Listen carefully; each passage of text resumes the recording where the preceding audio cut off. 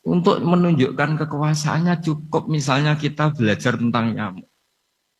Betapa kekuasaan Allah itu super dahsyat. Buktinya ya nyamuk tadi.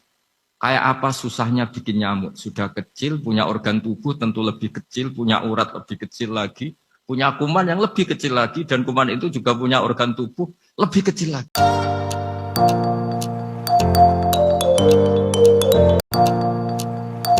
Assalamualaikum warahmatullahi wabarakatuh. Bismillahirrahmanirrahim. Rabbi shrah li sadri wa yassir li amri wahlul 'uqdatam min lisani yafqahu qawli.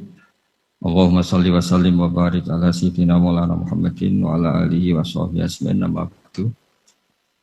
Yang kita hormati bersama, juga saya hormati Bu Menteri Keuangan, Bu Hajah Sri Mulyani Indrawati, Bapak Wakil Menteri Keuangan, Bapak Suhaisil Nazara, Bapak Sekjen Menteri Keuangan, Bapak Sekjen Menteri Keuangan, Bapak Heru Pambudi, dan seluruh pejabat dan pegawai lingkungan di Kemenku yang saya hormati, semua teman-teman di DKM Kemenku maupun di seluruh Indonesia yang ikuti ngaji ini yang saya hormati. Saya sudah percayalah bahwa bangsa ini bangsa yang optimis. Tadi Ibu Menteri bilang hasbunallah ni'mal wakil, bahwa pada akhirnya kita akan kembali kepada kekuatan Allah Subhanahu wa taala. Sebelum kita cerita Isra Mi'raj dan inspirasi dari Isra Mi'raj, saya akan memberi analogi ya. Analogi ini akan menolong secara ilmu tauhid, ilmu mengesahkan Allah Subhanahu wa taala. Dan ini menjadi pokok ya dalam pengajaran tauhid. Ini mohon maaf kalau terpaksa saya ngaji model dulu lah, model pesantren ya. Tapi tanpa ngurangi rasa hormat, tanpa ngurangi rasa empati, rasa takdim saya. Teman-teman yang saya hormati semua, karena di sini banyak santri-santri muda. Hubungan kita dengan Allah Subhanahu wa taala yang serba kuasa, yang maha kuasa, yang serba bisa. Tadi dikatakan Bu Menteri bisa apa saja kun fayakun, kalau Allah sudah mentitahkan pasti terjadi. Itu kira-kira seperti ini. Saya ini bawa cincin dari besi mungkin, atau dari apa itu, ya besi lah atau perak. Yang jelas tidak emas ini, karena saya cowok. Yang jelas tidak emas. Saya bawa kertas. Kalau Anda saya tanya, kertas ini sama cincin kuat mana? Pasti akan menjawab kuat cincin, karena materinya dari besi. Jawaban itu benar, tapi harus ditambahkan secara materi itu kuat cincin ketimbang kertas. Tapi Anda salah, harusnya menjawab ya terserah Gus Bahak, karena yang megang itu Gus Bahak. Karena bisa saja saya punya rencana menghancurkan cincin ini, sementara saya punya rencana mengabadikan kertas ini. Kira-kira gitu hubungan manusia dan Allah Subhanahu wa taala. Jadi hal yang kita kira abadi karena materinya kuat, ternyata Allah punya rencana menghancurkan. Sementara yang kita kira lemah atau rentan atau apalah, ternyata Allah punya rencana mengabadikan.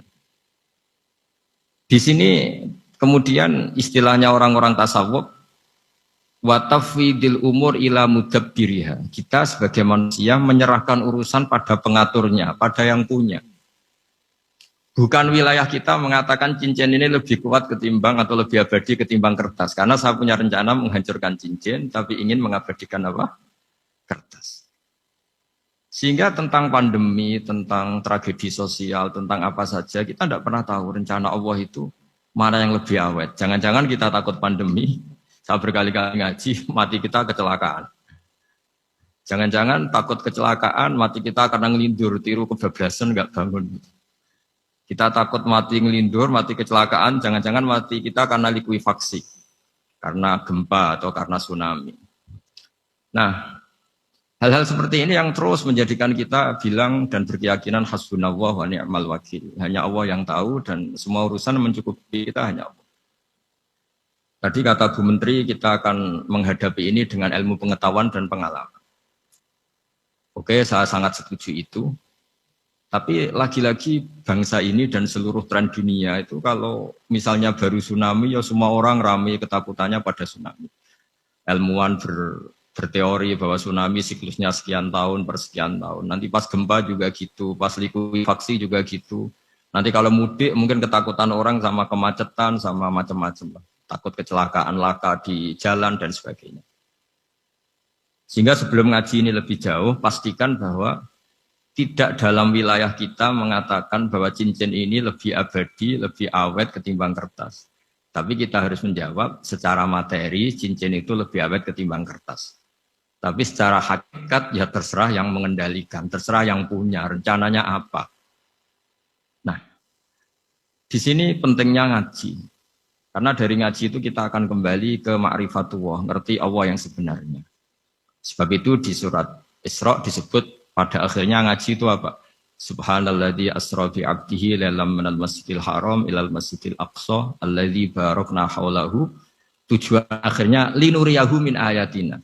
Bahwa Mi'raj itu hanya bagian kecil yang dingertikan kita betapa dahsyatnya kekuasaan Allah Subhanahu wa taala. Betapa tidak terbatasnya kemampuan dan kebisaan dan kudrahnya Allah Subhanahu wa taala. Makanya masih dikatakan min ayatina itu masih sebagian kecil dari ayat-ayatku kata Allah. Lalu dalam surat Kahfi diterangkan, ketika orang kagum dengan Ashabul Kahfi yang bisa tidur dalam keadaan hidup 309 tahun atau Masehinya 300 tahun, kalau Hijriahnya 309 tahun. Itu mungkin kalau kita ilmuwan, ahli baksil ya, atau ahli apalah, itu mungkin lebih kagum tentang nyamuk. Saya berkali-kali bilang, andaikan kita sepakar-pakarnya, terus disuruh bikin nyamuk itu, nggak usah bikin nyata hidup, bikin patungnya saja. Nyamuk itu sekecil itu, kemudian punya jantung, jantungnya punya urat, uratnya punya kuman, kumannya juga punya urat. Bayangkan saja sudah tidak bisa. Sehingga ketika orang tak kagum sama Ashabul Kahfi, kata Allah, am hasibta anna ashabal kahfi warraqi kanu min ayatina ajaba. Apa kamu kagum tentang Ashabul Kahfi dan batu-batu yang dipahat di situ? Bukankah dalam kekuasaan kami ada yang selalu menakjubkan? Artinya, andaikan kita ilmuwan tentang embriologi, tentang hewan, tentang kuman, mungkin cerita tentang nyamuk itu lebih dahsyat ketimbang tidurnya Ashabul Kahfi yang 309 tahun. Karena kemampuan Allah menciptakan nyamuk yang kecil, sangat kecil, super kecil. Kemudian kecil itu ya punya jantung tentu lebih kecil lagi. Belum uratnya jantung itu. Belum nyamuk juga di dalamnya menyimpan calon-calon keturunannya. Kayak apa kecilnya lagi. Nah, di sini Allah mengingatkan kita, innallaha la yastahi ayyadriba matsalam ma fa'udatan fama faqaha. Allah tidak pernah malu jika dalam menunjukkan kekuasaannya Allah memberi contoh seekor nyamuk. Karena nyamuk ini andaikan kita, tadi saya ulang lagi, andaikan kita ilmuwan yang nekuni itu, strukturnya bisa melihat, bisa nyari pasangan hidupnya, dan bisa hamil, bisa melahirkan, atau bisa menelur, dan sebagainya. Maka kita akan kagum sekagum-kagumnya betapa kita di depan kekuasaan Allah Subhanahu wa taala tidak siapa-siapa dan akhirnya kita ikrar-ikrarnya asyhadu alla ilaha illallah bahwa tidak ada kekuasaan selain kekuasaan Allah Subhanahu wa taala. Lalu kenapa nyamuk itu tidak menjadi perhatian publik? Ternyata kita dibodohkan oleh kepentingan kita sendiri karena dari awal kita menganggap nyamuk itu problem, penyakit, ya sudah bawaan kita mungkin cari obat supaya bisa membunuh nyamuk itu, atau melihat nyamuk itu sebagai problem, bukan sebagai ayatun min ayatillahi ta'ala, sebagai tanda-tanda kebesaran Allah Subhanahu wa ta'ala. Sehingga akhirnya manusia itu butuh yang namanya mukjizat dahsyat, yang mudah dilihat, mudah dirasakan.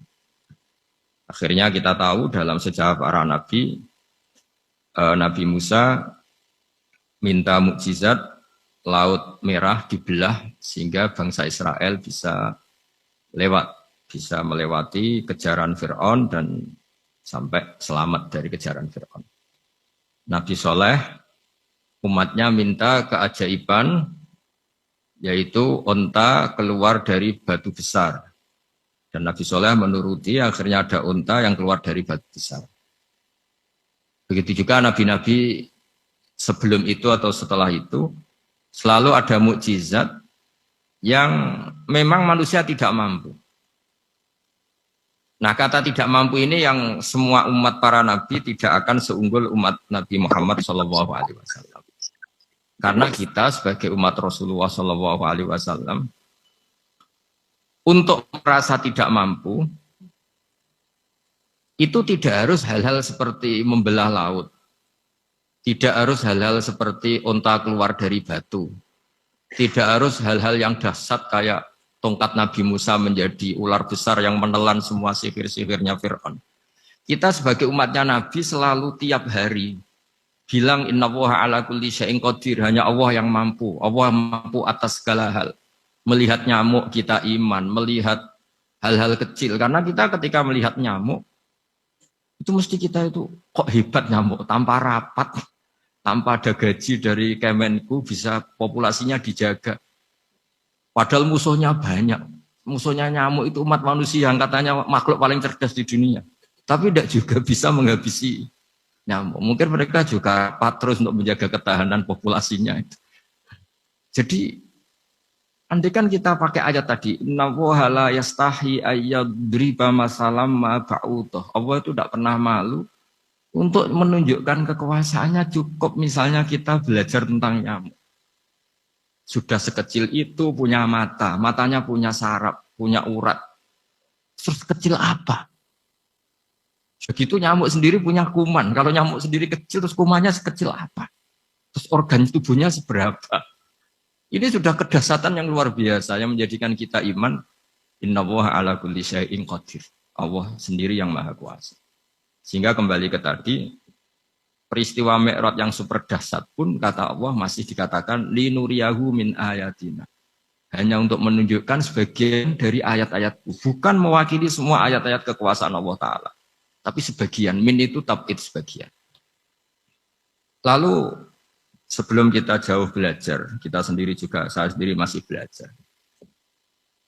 Kehebatan Rasulullah SAW, Nabi akhir zaman, kenapa hebat? Itu diantaranya adalah karena mukjizat tongkat itu pada akhirnya diletakkan di museum. Orang melihat, terus gaya-gayanan kuat ke Turki, atau bisa melihat langsung di museum. Dan setelah melihat, kadang-kadang kita ragu, masa tongkat ini betul itu. Kalau setelah misalnya yakin, bisa dipakai lagi enggak ya?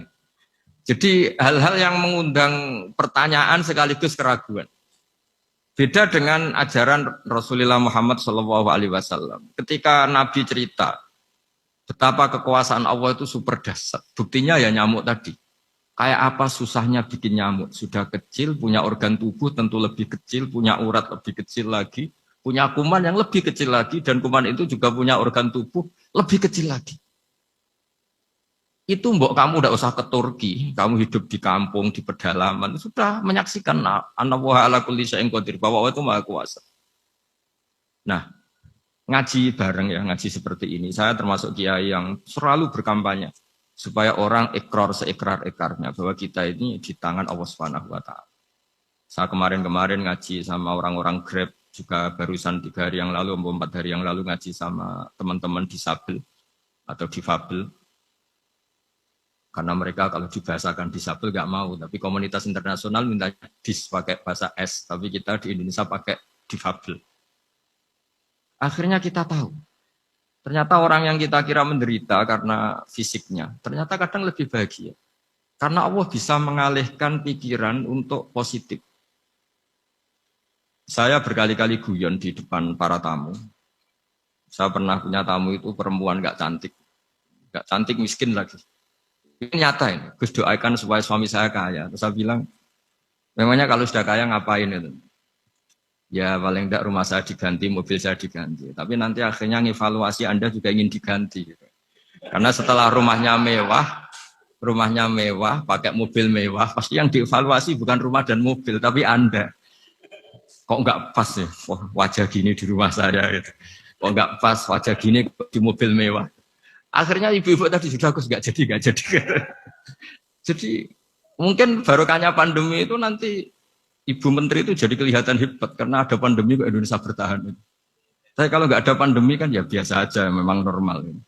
Kiai juga gitu, diuji santri yang kadang beli, umat yang nggak jelas. Itu memang ujiannya. Kalau nggak ada ujian ya nggak keren.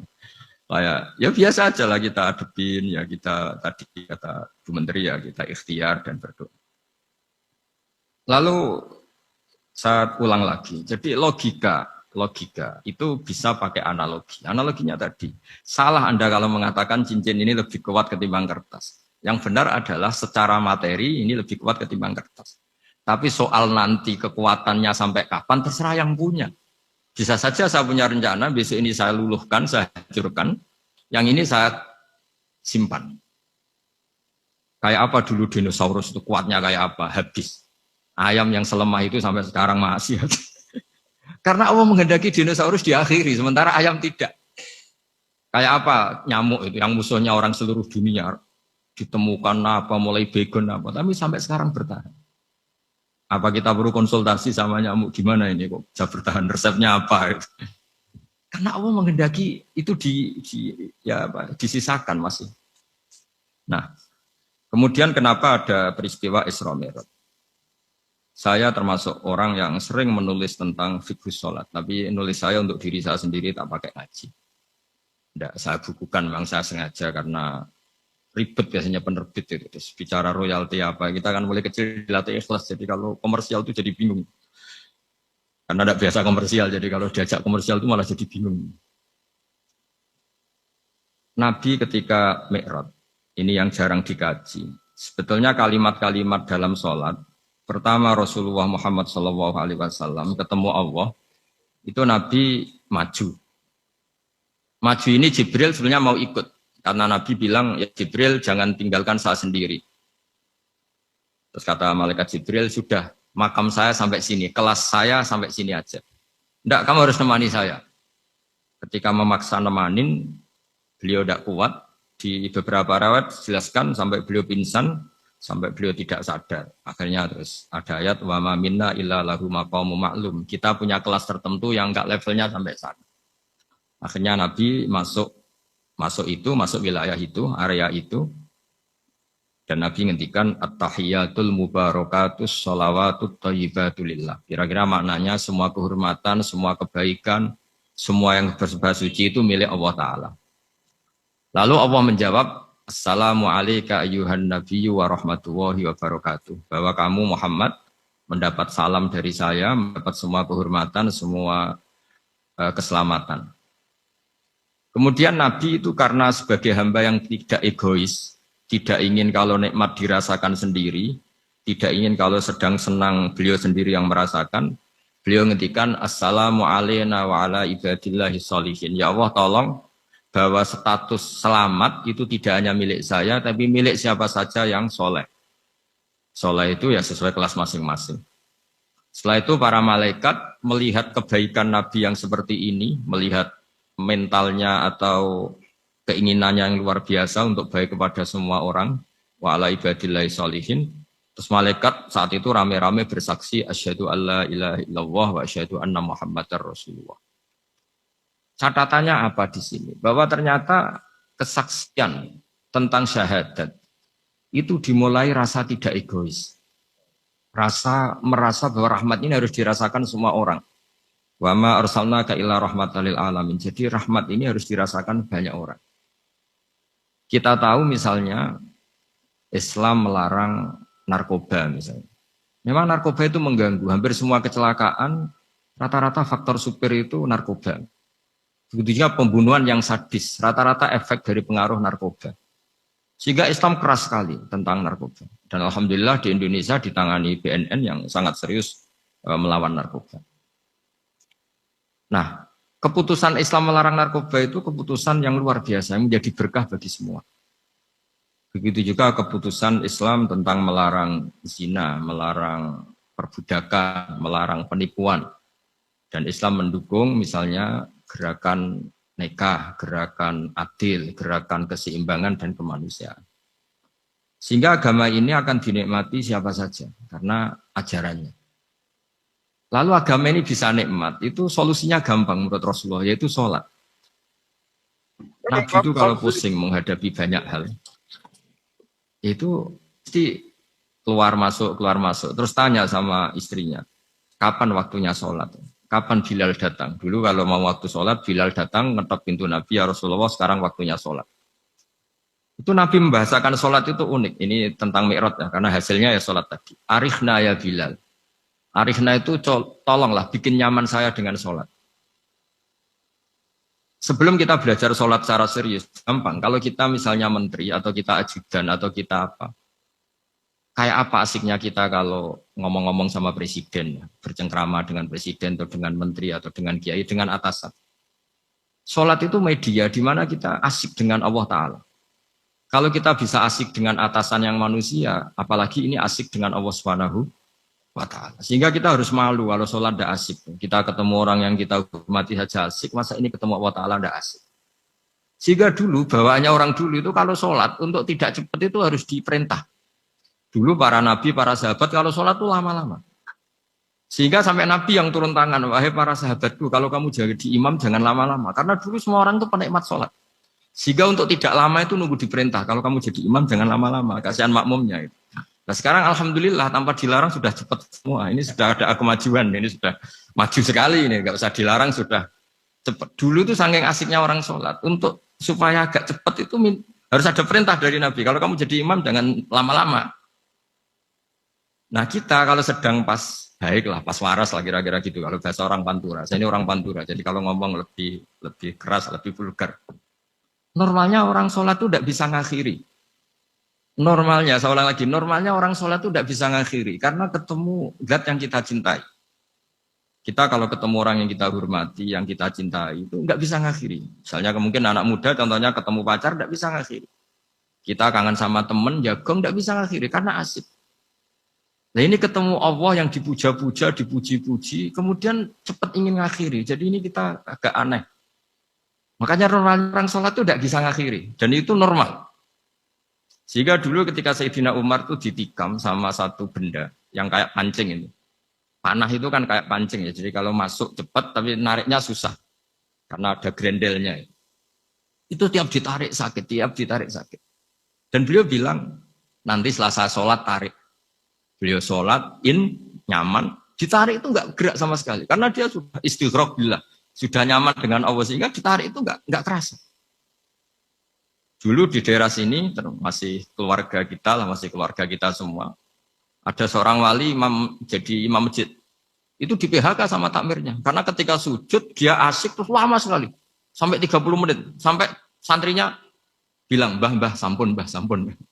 Setelah itu rapat dihentikan. Kita kenapa mbah sujud begitu?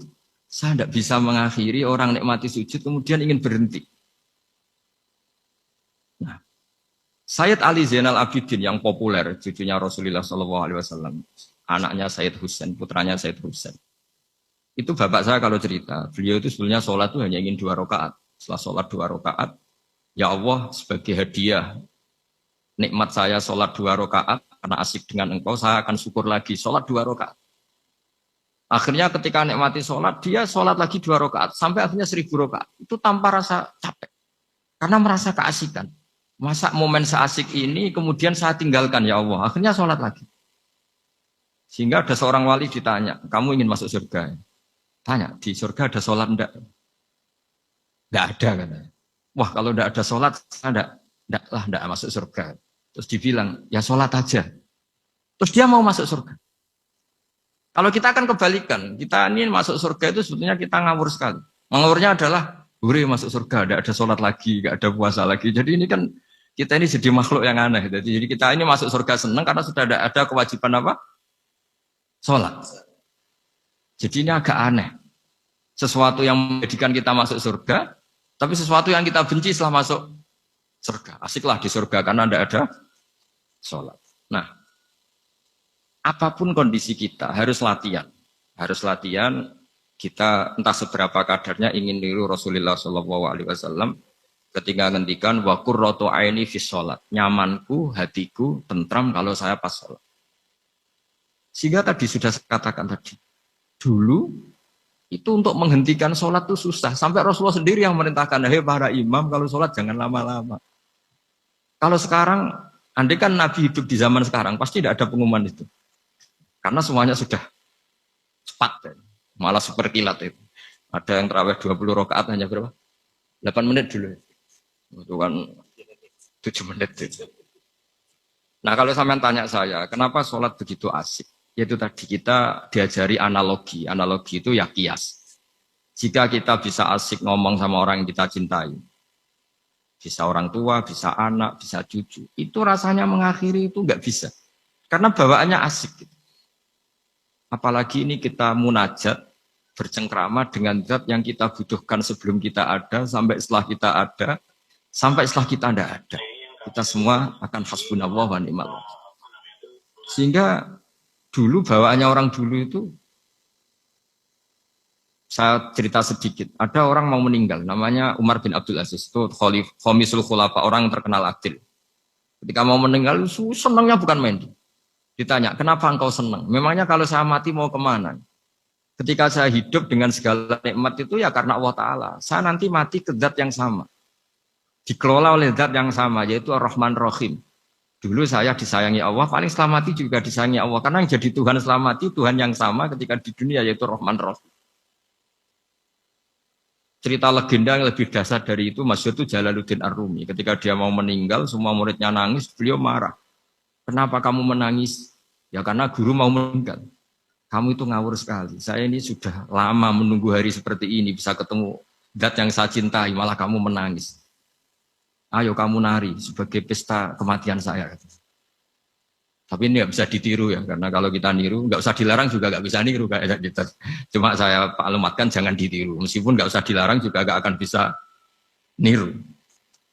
Sehingga orang-orang dulu itu bawaan kalau mau kabundut itu ya asik. Rasulullah Shallallahu Alaihi Wasallam ketika mau wafat, intakola ila rofiqil a'la, itu ditanya sama istri-istrinya, lalu engkau mau kemana? Kata Nabi, sebelum sekian hari, beliau setiap khutbah ngendikan, ini ada hamba yang disuruh milih Allah antara di dunia dan bertemu Allah. Kalau kamu jadi hamba itu milih mana? Di dunia yang penuh problem ini, apa milih ketemu Allah yang Rahman Rahim? Yang hubungannya dengan kamu itu ngasih dan ngasih. Kamu tidak mungkin kan hubungan dengan Allah memberi. Kamu bisa apa? Kita hubungan dengan Allah pasti hanya mendapat. Dikasih nyawa, dikasih oksigen, dikasih bumi tidak bayar, dikasih air juga tidak bayar. PDAM dikelola siapapun bayar. Oksigen di rumah sakit bayar. Hubungan kita dengan Allah tidak pernah bayar oksigen, tidak pernah bayar sewa bumi. Punya kolam renang laut seluas itu ya tidak pernah bayar. Udah gitu kolam renangnya menghasilkan ikan. Kalau kita kan semuanya utang jasa sama Allah. Dan reputasi Allah itu dengan kita hanya memberi, tidak pernah meminta. Akhirnya hubungan-hubungan inilah yang menjadikan terus. Semua sahabat jawab, ya kalau kita jadi hamba itu pasti milih Allah lah. Jadi Nabi itu saking pinternya orang, supaya orang siap dengan keberangkatan beliau itu, dibikin satu taksis, satu apa, kalau orang Jawa bilang itu, dikai persemon, dikai mukaddimah. Supaya orang-orang itu siap kalau Nabi ngendikan. Kalau kamu seorang hamba disuruh ketemu Allah sama hidup di dunia yang fana ini milih mana? Ya milih ketemu Allah. Ketika akhirnya Rasulullah wafat, ternyata orang itu adalah Rasulullah. Ya akhirnya sahabat bilang, ya iyalah masa dengan kita sama Allah milih ketemu kita, pasti milih ketemu Allah. Nah, sholat itu mi'rajul mu'min, sholat itu adalah cara seperti itu. Kita manja dengan Allah meskipun dengan segala problem ketika itidal kita tetap memaklumatkan Rabbana lakal hamdu mil'us samawati wa mil'ul ardi wa mil'u ma syi'ta min syai'in ba'du. Engkau zat yang selalu layak dipuji di langit maupun di bumi. Dan langit bumi ini karena terbatas masih ditambahi wa mil'u ma syi'ta min syai'in ba'du. Dan seluas apa saja engkau kehendaki. Apapun hebatnya langit bumi ini tetap terbatas, ada ruang dan waktu. Makanya ditambahi wamil umasyik tamin seimbatu. Dan segala puji ini memenuhi semua yang engkau kehendaki. Saya berkali-kali bilang kalau hubungan dengan Allah nyaman, caranya gitu. Kalau kita sakit, bayar oksigen. Kalau kita butuh air, bayar PDAM. Allah itu tidak pernah nyuruh kita bayar. Apa saja hubungan dengan Allah. Nah, sholat itu maklumat bahwa kita apapun problemnya, alhamdulillah rabbil alamin. Kita maklumatkan terus bahwa kita bersyukur. Lalu kita Rabbana lakal hamdu. Makanya saya sering kalau disuruh Gus doain supaya pandemi cepat berlalu. Saya ini kan kalau kiai ya. Kiai itu apa ya? Saya pernah di Jogja pas gempa. Ya orang-orang ya susah. Saya ini caranya susah saja sampai tidak tahu karena bukan karena sombong ya, karena ya mau apa gitu. Memang nggak bisa apa-apa kan kita manusia. Jadi saya mohon sholat ini jadi media yang luar biasa. Jadi di antara makalah Imam Syafi'i paling terkenal itu fasihan idama kana fi dzikri rabbih wa fi ma siwahu kana fin nasi ajama. Orang baik itu orang yang fasih. Fasih itu lantang dan cerdas dan vulgar dan nyaman ketika ngomong tentang Allah. Salat itu semua hubungan kita ngomong dengan Allah. Misalnya kabira walhamdulillah kabira. Hanya Engkau yang maha besar ya Allah. Orang yang katanya terkuat di dunia karena presiden superpower misalnya. Nyatanya waya mati ya mati. Kalau nggak makan lemes. Jadi orang kita sadar. Yang katanya orang terkuat, paling hebat. Kalau nggak makan lemes. Artinya ternyata hanya sekuat itu. Dia bisa instruksi seluruh dunia misalnya untuk apa. Ya. Tapi coba apa dia kuat nggak makan 2 hari. Makanya hikmah puasa itu orang tahu. Ternyata makhluk yang paling mulia itu manusia. Kalau nggak makan nasi 1 piring itu ya mati. Berarti hidup nasi sama manusia. Nanti kalau nasi bilang, saya tidak butuh kamu. Tapi kamu butuh saya. Itu habis kita. Makanya ketika ada orang yang mempertuhankan manusia, itu Allah cara menafikan itu hanya bilang, kana yakulani to'am. Yang kamu tuhankan itu makan. Hanya makan itu kalau dia tidak makan lemes. Jadi kiai itu atau manusia-manusia yang dekat Allah al-afillah itu ketika mengatakan kabira walhamdulillah katsira subhanallah bukrata wa asila itu kelihatan. Makanya Quran kalau mencibir kita, falola in kuntum ghaira madinin tarji'unaha in kuntum shadiqin. Kalau kamu merasa dijaya, mbok jangan mati, mbok jangan tua. Sudahlah hidup terus. Dijaya kok mati gak keren. Orang top kok mati itu gak keren. Jadi Allah cara gojlek itu ya sudah lah. Kalau kamu hebat jangan mati gitu.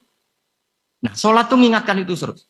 Sampai kita bilang inna sholati wa nusuki wa mahyaya wa mamati lillahi rabbil alamin. Gusti, saat ini saya ikrarkan hidupku, matiku semuanya terserah Engkau.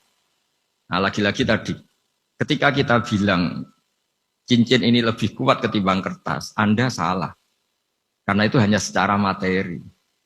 Kuat tidaknya terserah yang mengendalikan. Karena saya punya rencana menghancurkan cincin ini, besok mau saya lebur, sementara saya mau mengabadikan kertas ini. Nah, disinilah terus kita diajari misalnya di surat Yasin yang populer, Allah itu siapa? Allah itu subhanalladzi biyadihi malakutu kulli syai'in, yang mengendalikan semua sesuatu. Makanya sholat itu menjadi penting. Saya sendiri termasuk orang yang jarang imami, ya, saya selalu jadi makmum. Jadi andaikan Mas Zakaria di sini saya juga makmum. Cuma keren saya kayaknya meskipun saya makmum. Karena saya kalau makmum itu bisa ingat Allah terus. Kalau imam itu enggak jaga image. Nah malu kan. Misalnya di masjid kementerian terus sholatnya kok cepet nanti dikira enggak ustadz betulan itu. Kalau ulama ternyata banyak urusan jadi banyak berpikir gitu. Tapi alhamdulillah ini barokahnya ngaji terus apa ya? Ya hasilnya mi'raj itu ya sholat itu. Sholat ini spesial karena tadi saya bayangkan itu di surga gak ada sholat itu ya terus saya wopo itu gak asik. Itu kalau Imam Ghazali itu membarter kita itu begini. Kalau kamu bangga di kasrotin nisa, pasangan kamu banyak, itu ayat lebih kuat ketimbang Anda karena 1 hari 1 jam bisa berapa kali. Kalau Anda bangga bisa makan itu kerbau itu makannya lebih banyak. Nah kalau Anda bangga atas pengaruh itu tawon itu Ratu Tawon itu pengaruhnya lebih besar ketimbang Anda. Dia diam di rumah tapi anak buahnya loyalnya kayak gitu. Artinya kalau manusia bangga itu apa? Ya dengan sholat tadi. Ini karena satu ibadah yang enggak tertandingi oleh makhluk yang lain. Apalagi dalam sholat itu ada semua gerakan yang mewakili semua ibadahnya malaikat. Malaikat itu ada yang ibadahnya berdiri terus.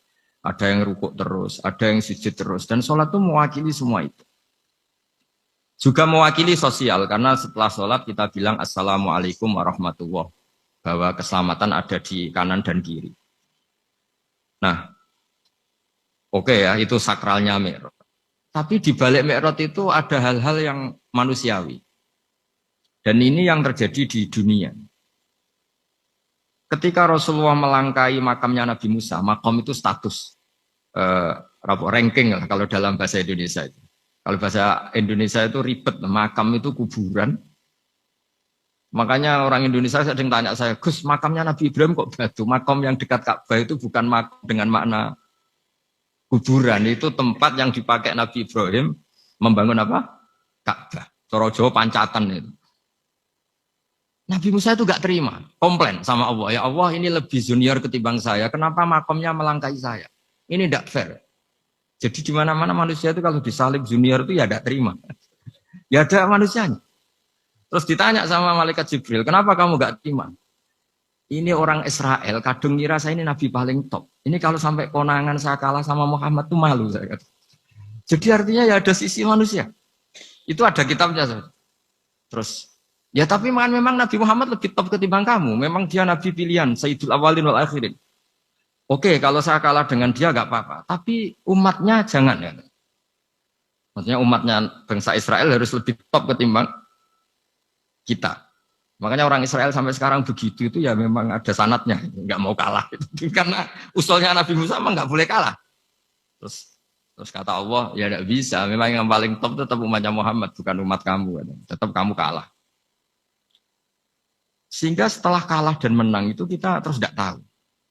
Misalnya begini ya, penemu komputer atau penemu mobil sama yang beli mobil itu hebat mana? Kalau bicara keilmuan ya hebat penemunya. Tapi kalau bicara kapitalistik, sudah bikinkan mobil yang mewah gini-gini. Nanti tanggal ini jadi ya. Hebat mana yang nyuruh sama yang disuruh? Kalau logikanya pakai gitu. Hebat mana yang nyuruh sama yang disuruh? Artinya kamu milih jadi mana? Penemu mobil, hebat kan? Tapi terus sama orang kaya diminta, bikinkan ini, speknya seperti ini, selesai gini. Hebat mana? Nyuruh sama disuruh? Menyuruh. Tapi yang nyuruh tidak bisa bikin mobil, yang disuruh bisa. Pinter mana? Pinter yang disuruh. Tapi pertanyaannya, wong bisa nyuruh ngapain bikin sendiri? Pinter mana? Ini mohon maaf karena di sini banyak orang nggak jelas-jelas juga. Artinya terus subjektivitas manusia ini tetap ada gitu. Kalau bisa beli ngapain bikin gitu. Tapi kalau bisa bikin ngapain beli. Nah mungkin perdebatan di kementerian atau di yayasan atau di kampung-kampung atau di apa mesti begitu. Dan itu di Mi'raj juga digambarkan bahwa antar nabi ini ya ada kompetisi, wa fi dzalika falyatanafasil mutanafisun. Tapi bedanya nabi dengan kita itu satu. Nabi itu kalau keliru dengan tanda petik, nabi itu kalau keliru itu jadi berkah. Itu bedanya kita. Kalau kita keliru kan keliru betul. Kalau nabi itu tidak kelirunya itu jadi berkah. Ini saya punya dua contoh kalau boleh dibahasakan ya, kekeliruan nabi atau dengan tanda kutip kekeliruan nabi. Tapi saya ulang lagi dengan tanda kutip. Nabi Musa itu ketika Nabi Muhammad ditanya, kenapa kamu dipanggil jauh-jauh? Disuruh sholat 50 rakaat. Nabi Ibrahim nggak komplain, karena beliau Nabi yang baik. Semua Nabi nggak komplain, kecuali Nabi Musa. Kata Nabi Musa, jangan Muhammad, kebanyakan itu. Bilang ke Allah supaya diskon. Nabi kembali sama Allah, ya sudah tak kurangi 5. Turun lagi, masih berapa? 45. Masih kurang. Itu sampai 9 kali, akhirnya terkurangi berapa? 45 rakaat. Itu Nabi Musa masih bilang, udah minta lagi keringanan. Itu kalau diruti nggak jadi sholat kan? Kalau satu lagi kan masih terus hilang itu kewajiban sholat. Nah, Nabi Musa sebetulnya itu bukan karena kasihan kita, bukan dia nggak empati dengan kita. Beliau nggak empati sama kita, tapi gara-gara Muhammad, umatku yang lebih kuat, lebih ganteng aja nggak mampu melakukan sholat 50 rakaat, apalagi umatmu. Dia memang orang Israel kan ganteng-ganteng, kuat-kuat, jadi dia pede. Umatku yang lebih keren, lebih ganteng saja gak kuat, apalagi umatmu. Jadi sebetulnya dia minta keringanan itu karena corong Jawa ngeprekno kita, menyepelekan kita bahwa Makanya saya ingin memberitahu Nabi Musa kalau ada umatnya Rasulullah yang namanya Sayyid Ali Zainal Abidin yang satu hari sholat 1000 rakaat. Jadi nanti kalau ketemu Nabi Musa, ini 50 aja, ini kuatnya malah 1000. Nah akhirnya, tapi barokahnya Nabi Musa yang sentimen ini, sholat gak jadi 50, tapi 5. Itu bedanya Nabi sama kita. Ada contoh yang lebih ekstrim, kelirunya Nabi itu Nabi Yunus. Nabi Yunus, tapi keliru yang barokah, saya ulang lagi. Nabi Yunus itu memaklumatkan ke masyarakatnya, nanti itu kalau kamu tidak nurut sama saya ada azab.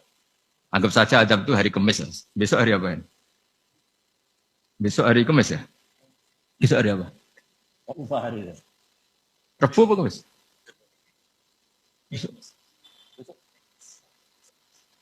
Lupa hari. Kata Nabi Yunus, 3 hari lagi akan ada azab. Tapi kurang 2 hari, kurang sehari umatnya masih dalam kemungkaran, dalam kemaksiatan, masih hura-hura. Akhirnya Nabi Yunus bilang, sudah ini tinggal sehari itu mau ada azab. Tapi mereka tetap hura-hura. Akhirnya Nabi Yunus itu, Coro Jawa itu minggat. Memang bahasa Arabnya abako. Abako itu pergi yang tidak pamit. Itu kalau kamu cari di kamus, abako itu maknanya itu minggat, pergi yang tidak pamit. Sama Allah dibahasakan abako. So, wong ra bener kabeh, udahlah tak tinggalkan. Setelah ditinggalkan, Nabi Musa disalahkan sama Allah. Kamu itu Nabi tidak diperintah hijrah kok. Hijrah. Syaratnya Nabi kan mengambil keputusan apa saja berdasar wahyu. Tapi tanpa ada perintah wahyu, dia tetap keluar dari kampungnya itu. Keluar sama Allah disalahkan. Wong Nabi kok minggat. Akhirnya ketika dia di kapal, di perahu itu, dulu itu ada mitos, kalau ada perahu mau tenggelam pasti ada yang minggat, diundi. Sampai 3 kali yang keluar dia, akhirnya tahu diri nyemplung. Ya. Nyemplung terus ditelan ikan nun. Pokoknya ikan besar lah. Diberi sanksi sama Allah, karena dia Nabi kok melanggar, diberi sanksi ditelan ikan nun. Telan ikan nun karena beliau seorang Nabi, perutnya ikan itu jadi masjid, dia baca tasbih terus. Tapi barokahnya dia minggat tadi, asbaqo. Akhirnya 1 hari itu mau ada azab besar itu orang-orang nginceng rumahnya dia. Diinceng. Kalau betul ada azab, pasti orang ini lari. Masa ada azab dia di sini? Diinceng ternyata nggak ada. Wah berarti bener ini ada azab. Buktinya dia nggak ada. Katanya. Jadi unik. Akhirnya dicinceng nggak ada terus dia, wah berarti ada azab betul. Hari itu masyarakatnya tobat semua karena, ini ada azab betul. Buktinya Nabi Yunus sudah lari, berarti dia tidak ingin kena. Padahal dia lari itu karena mangkel punya umat yang nggak nurut tadi. Wah sudah. Setelah sekian hari dia cari-cari kabar. Umatku itu kena azab enggak? Ternyata berita yang masuk dulu tidak ada medsos, tidak ada WA. Dulu itu enggak ada itu. Dengar kabar kalau umatnya tuh enggak kena azab karena 1 hari sebelum ada azab tobat semua. Terus dia enggak berani pulang. Karena ada hukum sosial di sana, kalau ada orang bohong hukumnya dibunuh. Berarti terus beliau berpikir, saya tidak kebohong katanya ada azab kok.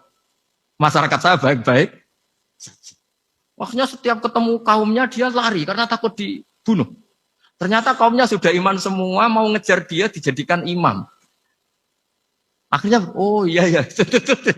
Jadi itu bedanya Nabi sama ndak. Jadi Nabi itu kalau keliru, kelirunya itu barokah. Makanya kita tidak usah ikut keliru. Karena keliru kita ini pasti tidak barokah. Ya musibah. Jadi dulu ceritanya Anteng juga gitu. Yang namanya istri 2 itu kan cemburu. Pertama Nabi Ibrahim punya istri namanya Sarah. Terus lama-lama karena belum punya anak, terus sama Sarah sendiri yang nyuruh supaya nikahi Hajar. Setelah punya anak cemburu. Kata Sarah, pokoknya saya nggak terima kalau kamu nggak ngelukai Hajar. Mulai dulu lelaki itu sudah pinter ngotak-ngatik. Kalau dilukai pipinya nanti tidak cantik. Apa ya, yang penting ngelukai tapi tetap cantik. Terus ada Anting itu. Anting itu dulu ceritanya itu dilukai tapi tambah cantik. Nabi Ibrahim akhirnya melukai. Seneng Sarah karena sudah dilukai. Ternyata barokahnya dilukai itu jadi Anting yang mempercantik perempuan. Padahal melukai istri itu kan tidak boleh. Tapi ini Nabi, ada saja cara yang dipilihkan Allah untuk ya tadi keliru saja barokah. Itu bedanya Nabi sama kita. Makanya disebut mimbabi hasanatil abrar sayyatul muqarrabin. Jadi Nabi sama seperti Nabi Adam. Nabi Adam itu dilarang Allah nggak boleh makan khuldi. Akhirnya makan terus harus hidup di dunia terus jadi dunia seperti ini. Tapi itu menjadikan harapan seluruh dunia bahwa Allah itu maha baik. Ketika ada yang diberi sanksi, tetap diminta tobat dan dianjurkan tobat. Dan Allah berjanji setiap yang tobat pasti diterima. Sehingga terus kita sampai sekarang nggak pernah putus asa karena sudah diberi contoh bahwa bapak kita yang pernah salah dijanjikan tobat dan Allah pasti menerima tobat. Jadi ini bedanya kita dengan Nabi. Jadi semoga lewat pengajian ini atau ngaji bareng ini kita tahu kalau kita ahli astronomi atau ahli meteorik mungkin takut kita kejatuhan meteor. Kalau ahli gempa mungkin takut lempengan kita gini terus gempa. Kalau ahli tsunami takutnya tsunami. Kalau ahli sosial takut chaos. Mungkin yang ahli perbankan takut ras. Jadi kalau nuruti takut ya takut lah. Tapi cobalah kita iman lagi. Tadi kata Bu Menteri sudahlah punya hasbunallah wa ni'mal wakil ya sudah Indonesia pasti akan baik-baik saja dan kita akan selalu berharap dengan kecerdasan dengan ikhtiar tapi kita akan selalu berdoa kepada Allah Subhanahu wa taala. Saya kira demikian dan mohon maaf monggo berdoa bareng-bareng. Al-Fatihah. Bismillahirrahmanirrahim. Ar-Rahmanir-Rahim. Maliki yaumiddin. Bismillahirrahmanirrahim.